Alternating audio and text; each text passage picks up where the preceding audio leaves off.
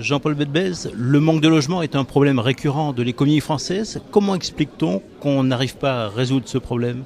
Effectivement, vous avez raison, c'est un problème grave, c'est un problème même qui devient tragique. Pourquoi est-ce que l'on a rendu un secteur qui peut fabriquer des choses, qui peut rendre service, qui peut créer des emplois, pourquoi est-ce qu'on est en train aujourd'hui de l'atrophier, de le réduire ? La réponse est, nous avons rendu les choses très compliquées, trop compliquées. Très compliquées, trop compliquées d'abord par des normes, très compliquées, trop compliquées par les conditions de construction et en particulier le foncier. La combinaison difficulté du foncier et difficultés des normes expliquent le renchérissement que nous avons aujourd'hui du prix du logement. Et de là s'ensuit le fait qu'il y a moins de construction, que les entreprises qui construisent souffrent, que le bâtiment est en train de débaucher et que l'on a donc une espèce de crise qui est une crise fabriquée. Alors le problème est déjà criant et le pire, c'est que la situation va encore se détériorer.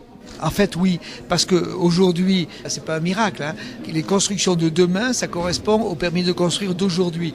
Et comme ces permis de construire d'aujourd'hui, ils ont diminué, on pense que demain, c'est quasi sûr, demain, c'est-à-dire l'année prochaine, on aura encore moins de construction. Jusqu'à quand ? Jusqu'à quand allons-nous fabriquer quelque chose qui réduit de 30 à 40 000 emplois la construction en France ?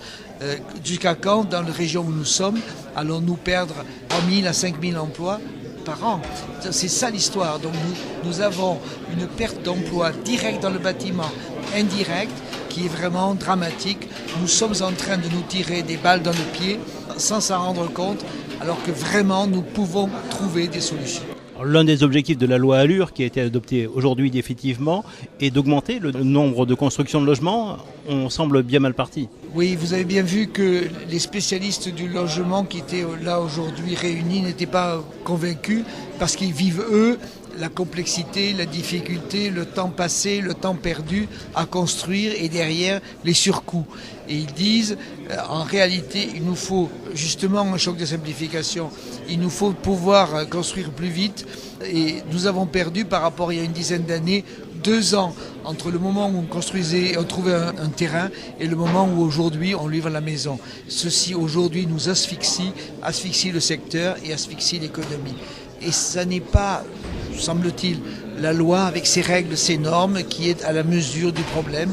Les experts ont proposé une série de propositions très pratiques.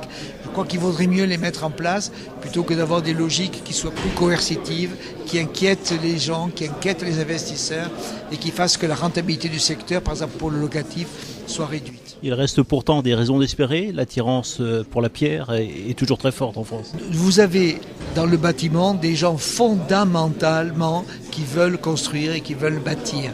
Et vous avez en France des gens qui veulent se loger. Donc il n'y a aucune raison de désespérer et de s'inquiéter. Simplement, il faut arrêter de se faire mal. Et le logement et la crise du logement aujourd'hui, c'est une série d'éléments qui vont à l'encontre de leur objectif. Nous nous faisons mal, arrêtons. La priorité, c'est simplifier les normes ? Simplifier les normes et permettre de libérer du terrain.